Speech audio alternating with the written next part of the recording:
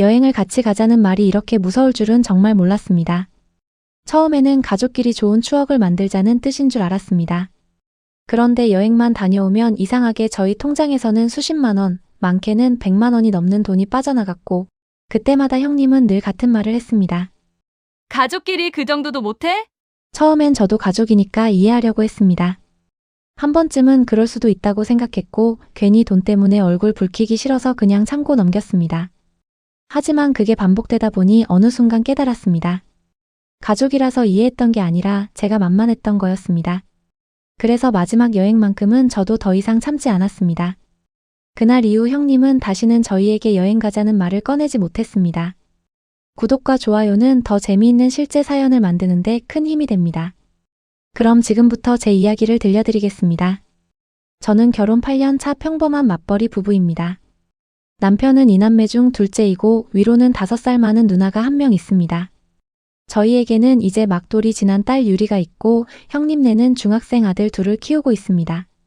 형님은 남편의 해외 발령 때문에 중국 상해에서 7년 정도 생활하다가 얼마 전 다시 한국으로 돌아왔습니다.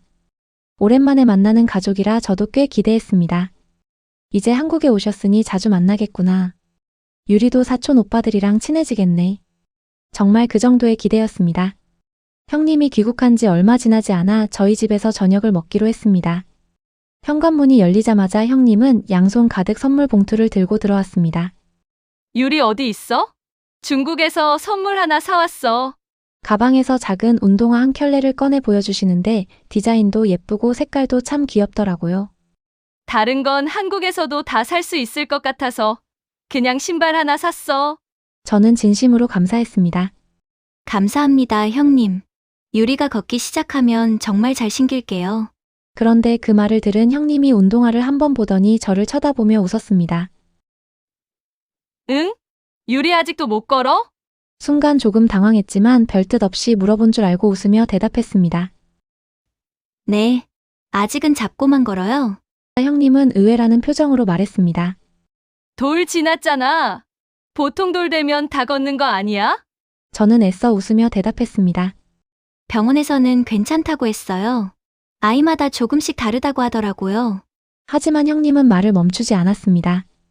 우리 애들은 둘 다 10달부터 걸었는데 유리는 조금 늦네? 병원 다시 한번 가봐야 하는 거 아니야?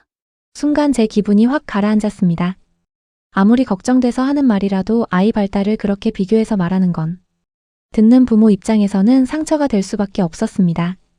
저는 더 이상 대꾸하지 않고 웃기만 했습니다.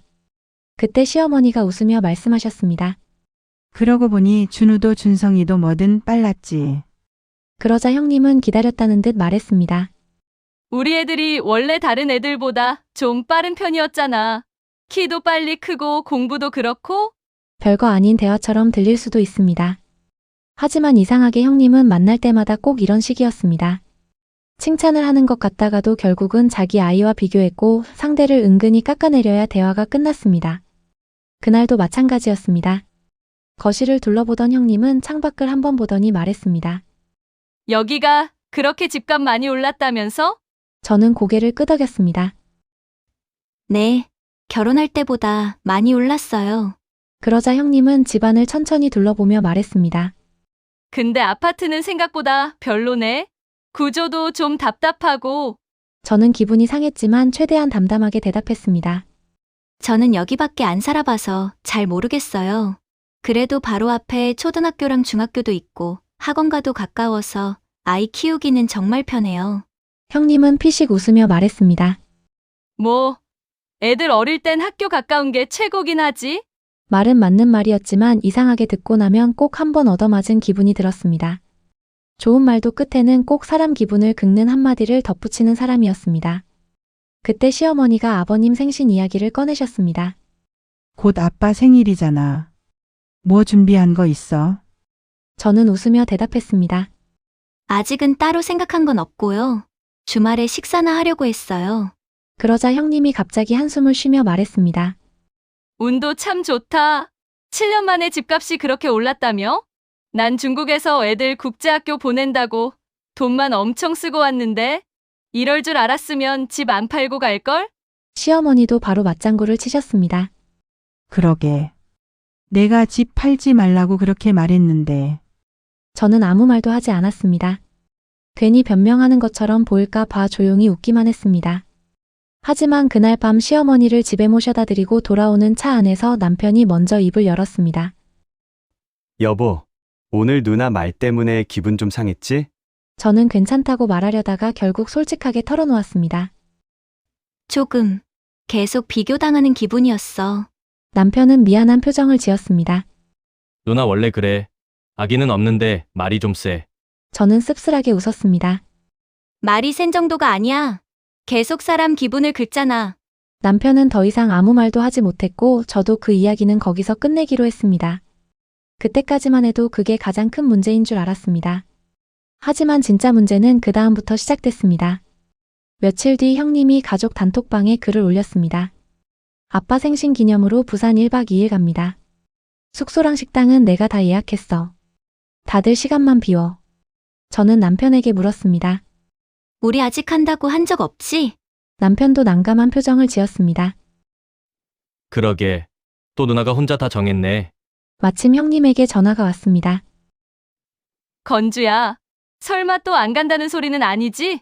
남편이 조심스럽게 말했습니다. 누나, 유리가 아직 어려서 장거리 이동이 좀. 그러자 형님은 말을 끊었습니다. 지난번에도 그런 핑계 대더니 가족 여행보다 중요한 일이 어디 있어? 이번에는 무조건 오는 거야. 전화는 사실상 통보였습니다. 아버님 생신인데 저희 때문에 분위기를 망치고 싶지는 않았습니다. 결국 부산 여행이 결정됐습니다. 그런데 여행을 떠나기도 전에 또 황당한 일이 생겼습니다. 형님이 단톡방에 계좌번호를 올린 겁니다. 횟집 예약금 성인 1인당 8만 원씩 먼저 보내. 저는 남편에게 물었습니다. 숙소도 정확히 모르는데 예약금부터 보내? 남편도 의아해했습니다. 나도 처음 보는 방식인데. 잠시 후 시어머니가 단톡방에 글을 남기셨습니다. 빨리 보내. 예약 늦으면 자리 없대. 결국 저희도 예약금을 보냈습니다. 그렇게 부산으로 출발한 여행. 하지만 첫날부터 예상 밖의 일이 벌어졌습니다. 형님이 예약했다던 횟집이 아니라 다른 식당으로 향한 겁니다. 여기가 더 유명하대. 저는 별말 없이 따라갔습니다. 그런데 형님은 메뉴판을 펼치더니 망설임 없이 주문했습니다. 회 특대 하나요. 대게 2마리. 전복도 주세요. 새우도 큰 걸로 부탁드려요. 저는 깜짝 놀랐습니다. 저희 가족이라면 절대 이렇게 주문하지 않았을 양이었습니다. 특히 유리는 아직 이유식만 먹는 아기였습니다. 저는 조심스럽게 말했습니다. 형님, 조금 많은 거 아니에요? 형님은 피식 웃었습니다. 여행 왔는데 돈 아끼려고? 그러더니 매운탕과 공깃밥까지 추가했습니다. 조카 둘은 정말 잘 먹었습니다. 회와 대게가 순식간에 사라졌고 전복도 한 접시를 더 시켰습니다. 반면 저희는 유리를 돌보느라 회 몇 점 먹은 게 전부였습니다. 그래도 형님은 웃으며 말했습니다. 여행은 원래 돈 좀 쓰는 거야. 식사를 마친 뒤 형님이 계산하며 말했습니다. 일단 내가 계산할게. 여행 끝나고 정산해서 보내줄게. 그 말을 듣는 순간 이상하게 마음이 불편했습니다. 하지만 그때는 설마 이런 일이 생길 줄 몰랐습니다. 여행이 끝난 지 일주일쯤 됐을 때 형님에게 카톡이 왔습니다. 옳게. 이번 여행 총 350만 원 나왔어. 170만 원만 입금해. 순간 휴대폰을 잘못 본 줄 알았습니다. 남편도 놀란 표정이었습니다. 저는 조심스럽게 물었습니다. 형님, 생각보다 너무 많이 나왔는데요? 형님은 바로 답했습니다. 풀빌라가 2박에 200이었잖아. 성수기라 할인받아도 그 정도야. 저는 다시 답장을 보냈습니다. 저희는 이렇게 비싼 숙소인 줄 몰랐어요. 알았으면 부담돼서 안 갔을 거예요. 형님은 곧바로 답했습니다. 그래서? 재밌게 놀고 왔잖아. 이제 와서 돈 내기 싫다는 거야? 저는 돈을 안 내겠다는 게 아니었습니다. 숙소도 식당도 모두 형님이 정했고 비용도 미리 알려주지 않았는데 이제 와서 반을 부담하라는 게 억울했습니다. 안 내겠다는 게 아니에요. 이런 비용이 드는 줄 정말 몰랐어요. 그러자 형님은 비웃듯 말했습니다. 결혼할 때부터 짠순이더니 여전하네. 그 돈도 아까워? 더 이상 답장을 할 수 없었습니다. 결국 저희는 170만 원을 입금했습니다. 송금 버튼을 누르면서 마음속으로 다짐했습니다.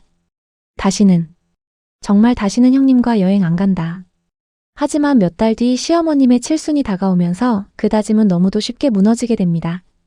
몇 달 뒤 시어머니 칠순이 다가왔습니다. 시어머니는 다른 선물은 필요 없고 가족들과 여행 한번 가고 싶다고 하셨습니다. 공교롭게도 그 무렵 형님이 또 제주도 여행을 제안했습니다. 이번엔 제주도야. 좋은 호텔 알아놨어. 예전 같았으면 바로 거절했을 겁니다. 하지만 이번에는 제가 먼저 웃으며 말했습니다. 좋아요. 대신 이번 여행은 제가 하나만 부탁드릴게요. 형님은 의아한 표정으로 저를 바라봤습니다. 뭔데? 이번에는 각자 먹은 만큼만 계산해요. 순간 식탁이 조용해졌습니다. 형님은 피식 웃더니 말했습니다. 가족끼리 여행 와서 그런 계산을 하자는 거야? 저도 웃으며 대답했습니다. 부산 여행 다녀와 보니까 그게 제일 공평한 것 같더라고요. 형님은 못마땅한 표정이었지만 이미 다른 가족들이 듣고 있는 자리라 더 이상 반대하지 못했습니다. 결국 그렇게 제주도로 떠났습니다. 역시나 형님은 달라지지 않았습니다. 첫날부터 대게를 주문하고 전복을 추가하고 흑돼지까지 더 시켰습니다. 조카들은 먹성이 좋아 고기를 계속 추가했고 아주버님과 형님은 술을 쉬지 않고 주문했습니다. 저희는 달랐습니다. 유리는 아직 어려 아이 메뉴 하나를 시켰고 저와 남편도 적당히 먹었습니다. 부산에서처럼 또 눈치만 보고 있지는 않았습니다. 식사를 마친 뒤 형님이 자연스럽게 자리에서 일어났습니다. 내가 계산할게. 나중에 반반하면 되지. 그 순간 저는 미리 부탁해둔 직원이 계산서를 2장으로 가져오는 걸 봤습니다. 손님, 요청하신 대로 따로 계산서 준비해 드렸습니다. 형님이 놀란 얼굴로 직원을 바라봤습니다. 따로 계산이요? 직원은 고개를 끄덕였습니다. 네, 예약하실 때 각 가족별로 따로 계산해 달라고 미리 요청받았습니다. 형님은 저를 쳐다봤습니다. 저는 조용히 웃으며 말했습니다. 형님, 이번에는 먹은 만큼 내기로 했잖아요. 직원이 먼저 저희 계산서를 내밀었습니다.